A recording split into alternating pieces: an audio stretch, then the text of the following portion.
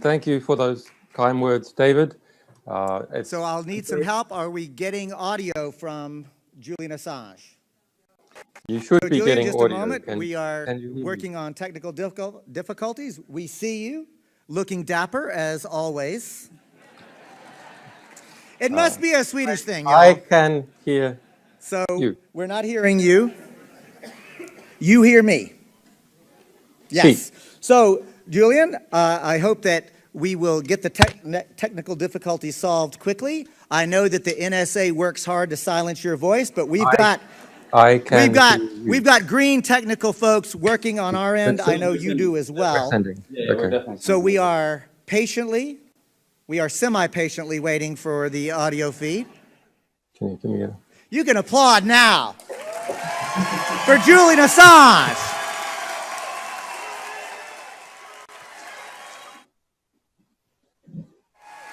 Did they not test this? You have fans in the Green Party, Julian Assange. Yeah. We're having trouble to get the feed from the computer up. Yeah.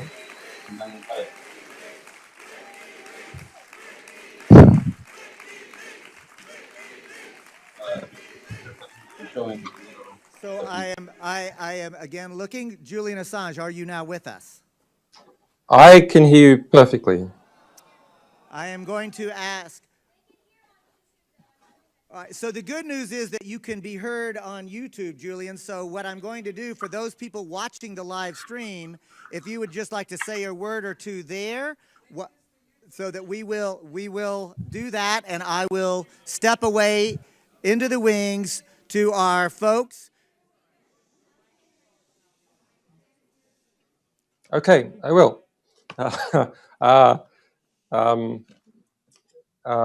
Okay, so we have about 10 minutes left, and so I'll just try and address this convention. It's a very interesting political moment in the United States. Of course, I'm in a physically difficult position, as are a lot of people who are involved in this business, but I do not envy.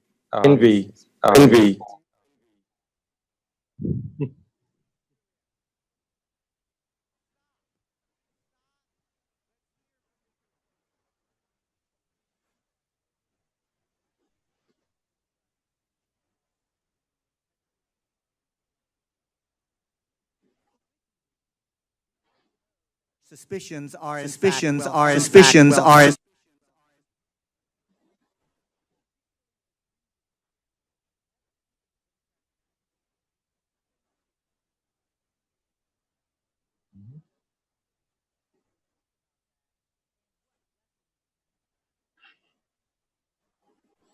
Yes, I can.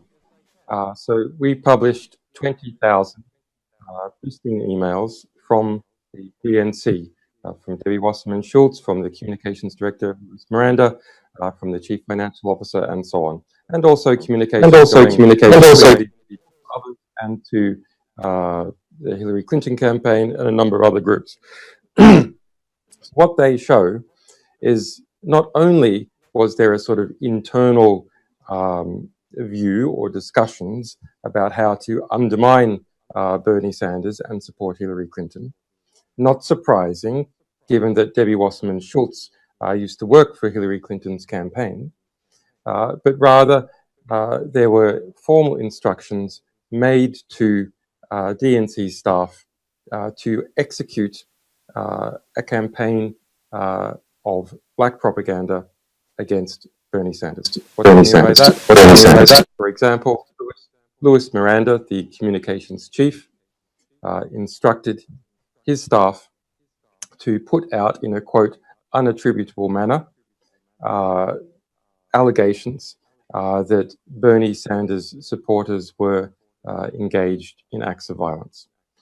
Similarly, there was discussions to expose or rather claim that Bernie Sanders was an atheist and that this would harm him in the South, to use his religious beliefs, or rather his lack of religious beliefs, against him.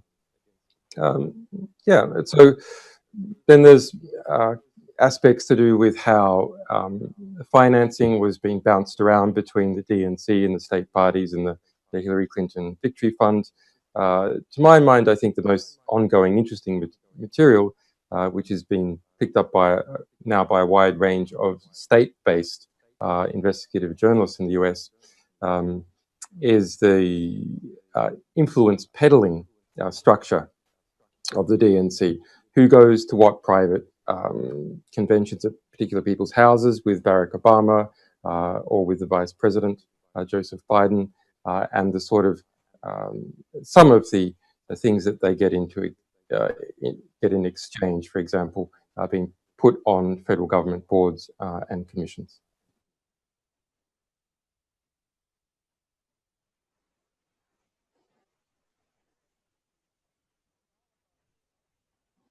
Ridiculous on the part of the Sanders campaign, on the part of the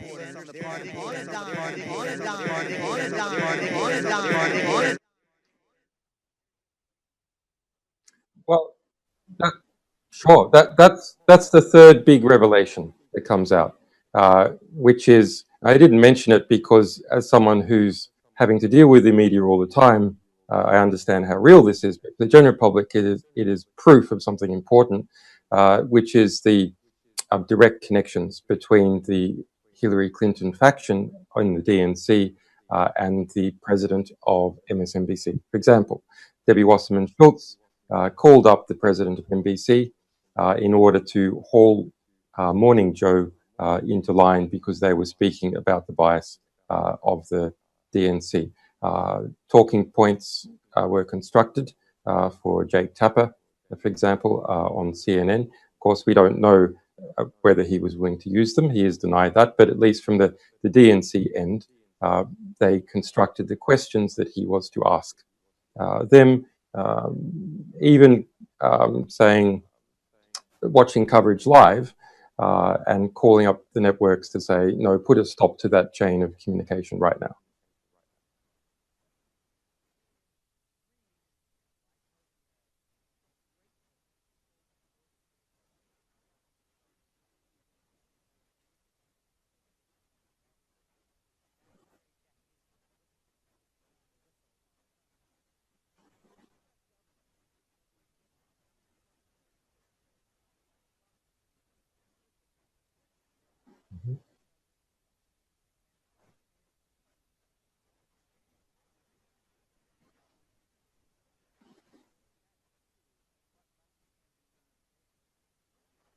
Well, I'm afraid it's much worse than that.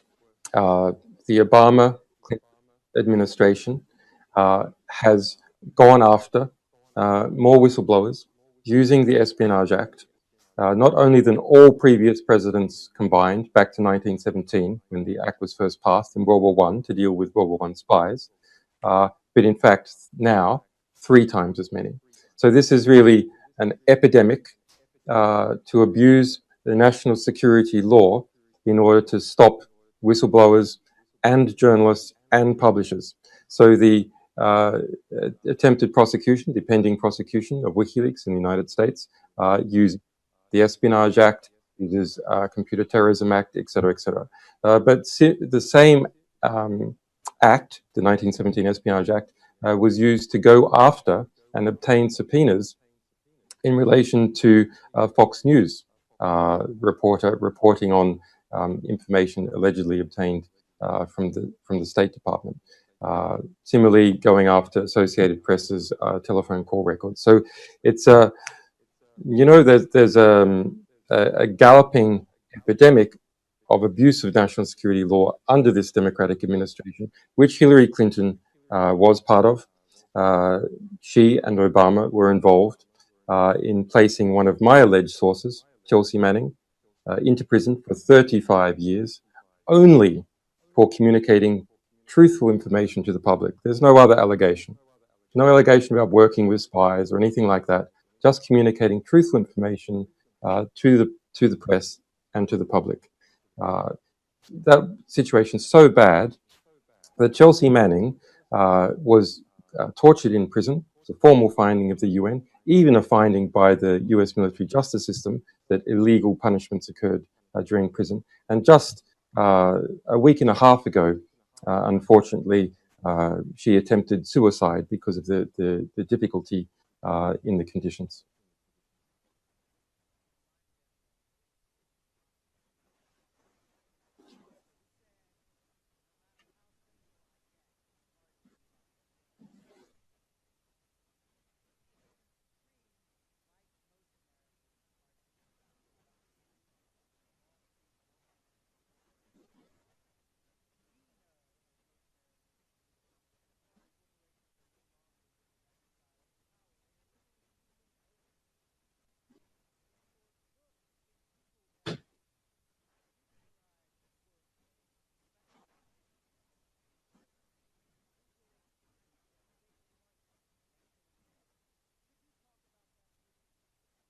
Well, I just want to correct very quickly some false reporting.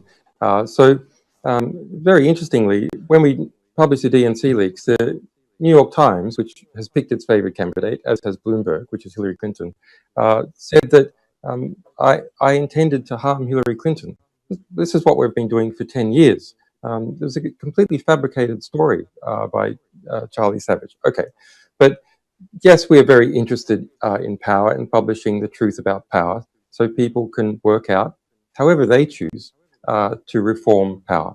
And so Google is a kind of new power on the block, so we're interested in it, and we're also interested in Hillary Clinton when she was Secretary of State and now running for the presidential candidacy. So these two powers have merged at a kind of personal level, and political level, and even to a small extent at the organizational level. So that book written 3 years ago has been proved to be very prescient. The chairman of Google, who was the CEO of Google, Eric Schmidt, has started about a year ago a company to run Hillary Clinton's digital campaign. Google has attended the White House on average over the last 4 years, once per week, more than any other single company. It spends more money lobbying Washington, D.C. than any other single company. Hillary Clinton's former staffer, Jared Cohen, was hired by Google in 2009 to head up Google's internal think tank.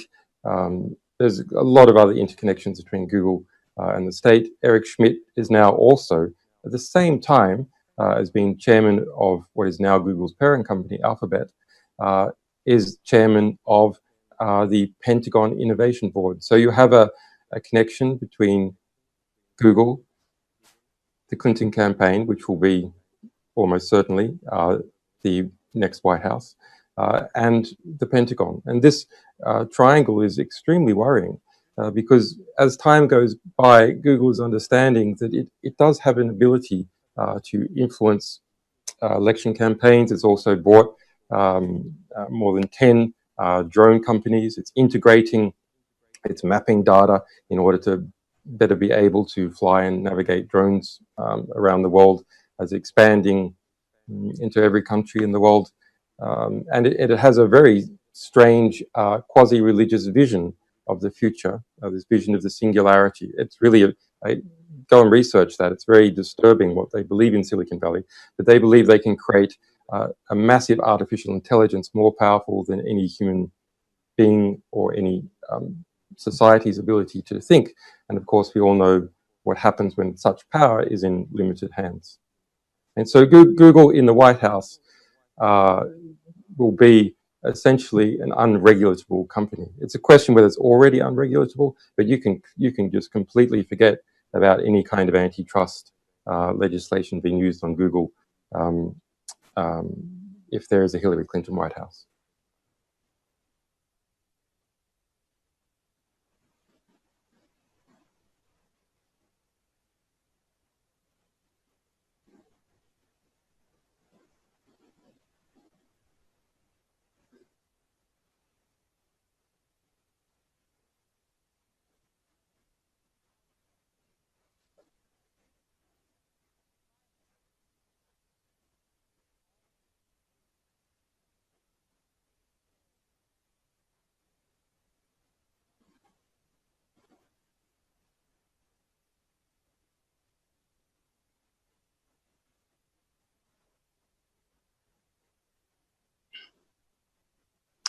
Well, it could be both.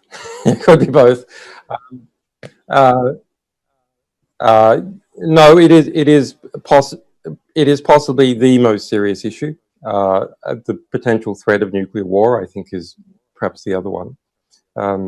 Yes, there is a merger going on at a rapid pace between the largest American corporations and the traditional aspects of the US state, the military intelligence aspects. I mean, that's been there for a long time, frankly, with Northrop Grumman, General Dynamics, General Electric, etc.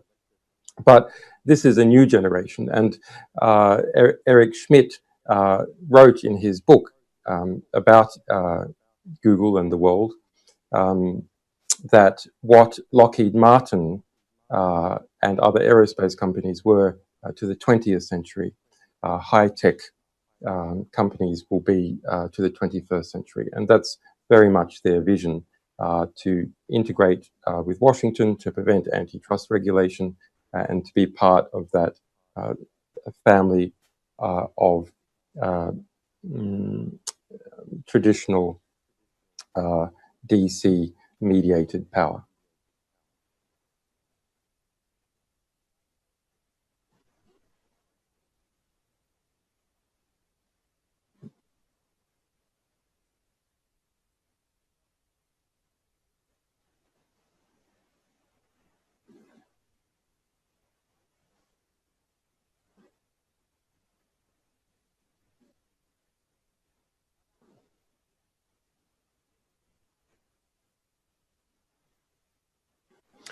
That's a very interesting question. Does it make any difference who is president or not? A very, very interesting question. It certainly doesn't make as much difference as people say. What really makes a difference is what the environment is in which the president has to work. And that is the environment of critique, on the one hand, so how free the media is, how much opposition organizations are doing their job in holding government to account. And it's the economic and corporate environment, and then to a degree the international foreign affairs environment. And the president is much more a spokesperson for these forces around them. Where they do make a big difference is in their initial appointments. So the people that they choose to fill those slots in government that then reactively makes policy. But as you can see with Barack Obama, most of the time is spent reading out teleprompters. There's just not enough time to do much else and be a spokesperson for these groups. So what is happening now with the Green Party and Gary Johnson and the Bernie Sanders campaign and so on is very, very important, but it must be seen past the moment, past this political moment. That's a moment to build a movement and build pressure. And having built it, then one can discipline and hold to account and check the abuses of government during the next 4 years.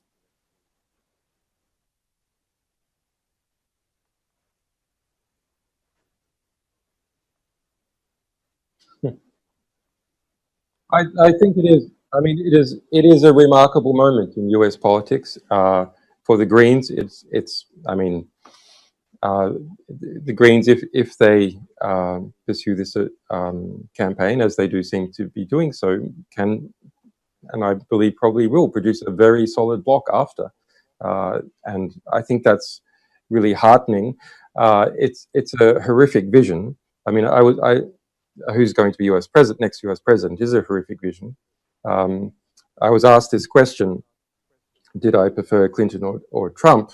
And I mean, the answer is, well, you're asking, do I prefer cholera or gonorrhea? I mean, it's a very sad situation, but I think, given the reality has always been that the presidency pretty quickly merges with the bureaucracy that it's around it, because the bureaucracy is enormous and the corporate lobbyists are enormous compared to the political parties. it could be a net positive to have a president, either in the form of Hillary or Trump, probably, who knows? You never know what happens in a campaign. Maybe Jill Stein will be president, maybe Gary Johnson will be president. No, I'm serious, you never know. Like, who knows what happens during a campaign? Anything's possible. And you have to be ready for that. But if it is Hillary Clinton or Donald Trump, then that's a very adverse environment. But the nature of those, I like things to look like what they are. I think Hillary Clinton, in her statements, demeanor, and associations and track record, looks like the power that she actually does represent. Similarly, with Donald Trump, maybe even Donald Trump, he even looks more like what the power he'll end up representing than he does actually represent it. But that's a situation that generates resistance and accountability, and that is what really checks the behavior of government over time. It is the various pressures that exist on the presidency. That's what checks their behavior. So these are two characters that are the most unpopular pair of presidential candidates in US history. And going into the presidency, they are going to continue to generate oversight and resistance, which will not only create a fertile field for Gary Johnson and Jill Stein to grow their support, but will create a very fertile field to understand and hold government to account.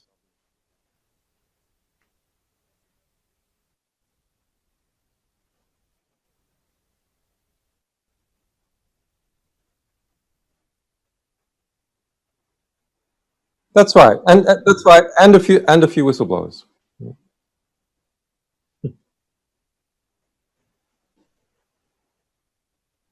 I mean, I'm here in the I'm here in Ecuador, in the United Kingdom, with a pending US prosecution. It's very strange. I've become quite a multi-jurisdictional creature. But the Corbyn phenomenon in the UK really does show that something important and very important is happening. There is a political moment in the English-speaking world that the Greens should, and it looks like are, seizing upon. It's a very important moment.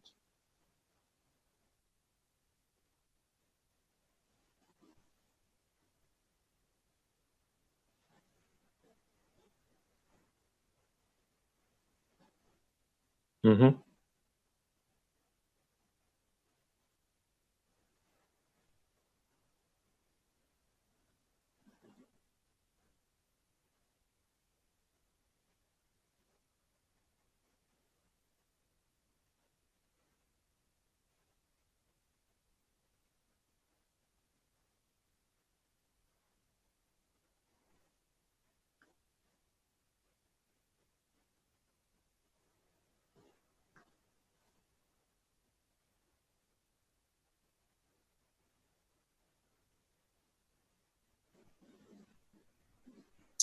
All right, great question.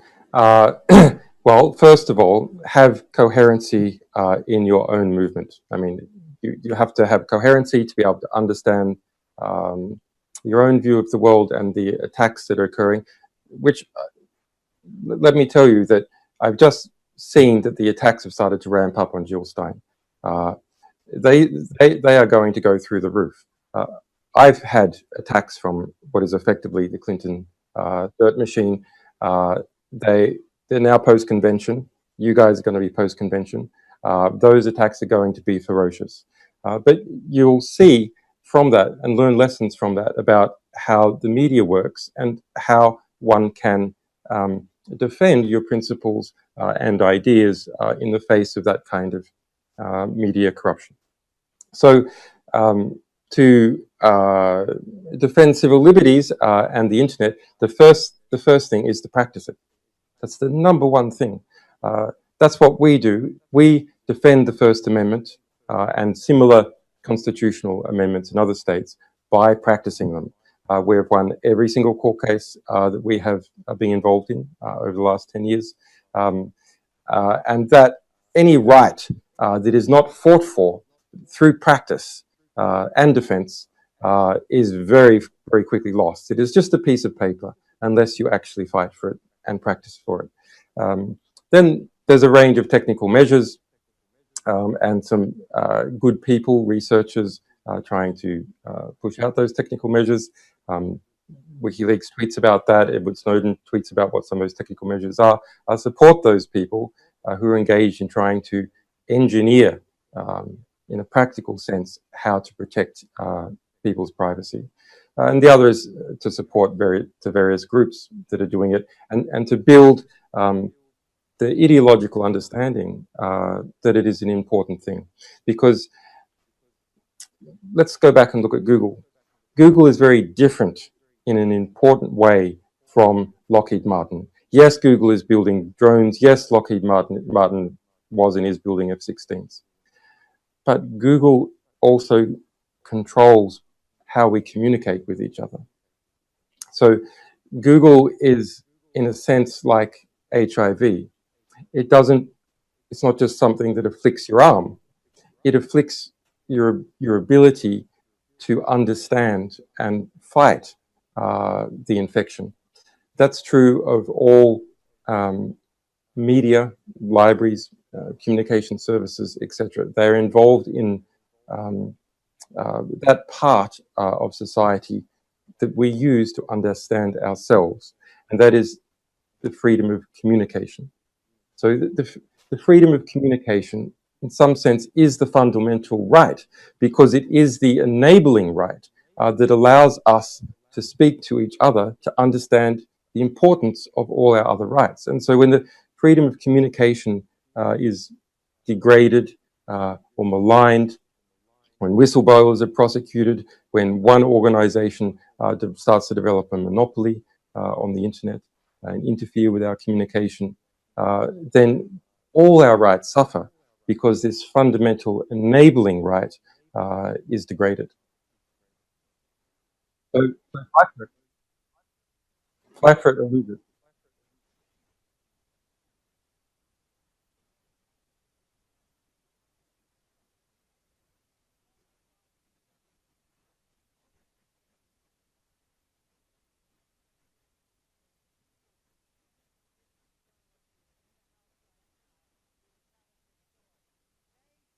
That's right. That's right. That's right. That's right.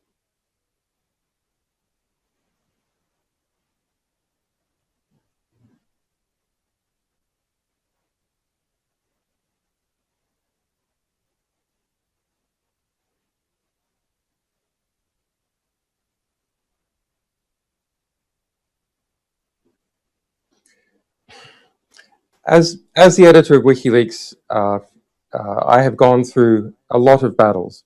I have seen corrupt mainstream media outlets try to not report initially on some of our materials, spin them in other directions. That's happened just recently.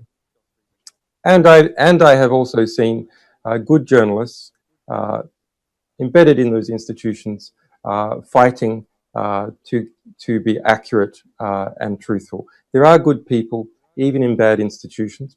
Most of our sources are good people wanting to do good things within the US military or the intelligence or political parties. So my strong advice is to understand, first of all, the necessity to be very skeptical of the traditional media apparatus, which is ultimately owned by some of the largest industrial conglomerates in the world, strongly connected to other points of power. Work around it, become your own media in practice, in small ways, in big ways, to keep your principles and sense of clarity on principles. What the Clinton campaign is doing at the moment is trying to say, well, okay, yes, maybe we're connected to arms dealers and to Saudi Arabia, and yes, maybe we subverted the integrity of the democratic primaries, etc., etc. But you'll just have to swallow that. You will just have to swallow that, or else you will get Donald Trump. That's a form of extortion, and you, one, it is a form of extortion, and you can't permit. It's very important not to allow the political process to suffer from extortion, or even yourself to be susceptible to extortion. That one says one has certain principles. If these principles are not followed, then there is a price to be paid, and that creates a standard and a general deterrent. And I think it is important for those people who feel that their principles have been violated in the way that the democratic primary process has been run, or how Chelsea Manning has been imprisoned for 35 years and tortured, or the Espionage Act crackdowns, or many other things, to go, okay, well, there's a cost to violating principles, even if there's also a cost to yourself, even if you don't like the risk, which seems to be getting very small, but the risk that Donald Trump becomes president, that one has to have a lion somewhere. Otherwise, as each election cycle proceeds, you are pushed further and further into the corner.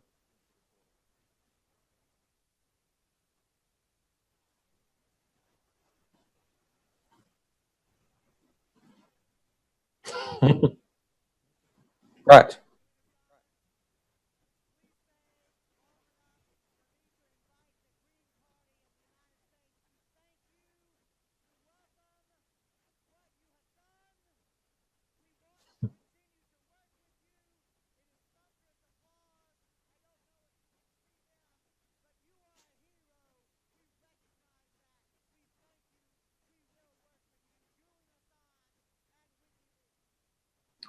Thank you, guys. That's very, very, very flattering. Thanks. And, yeah,